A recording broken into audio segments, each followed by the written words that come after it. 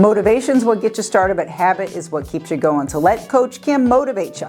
8 exercises. I'm going to time you 40 seconds each exercise. So I want you to see how far I'm pulling that apart. And we're going to end up doing 2 rounds of 8 exercises, out and back. Now keep that leg straight.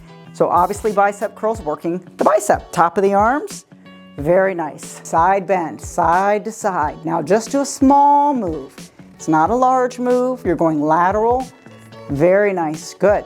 Down and all the way up. So you feel the tension or the resistance on this up part. Oh yeah. Lift the arms up, down slow. Good. Soft elbows.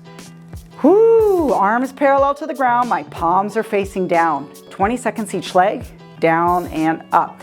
Now the key is keep the elbow in. And I am grateful you took that time to be with me. So thank you for joining Coach Kim, and keep up the good work.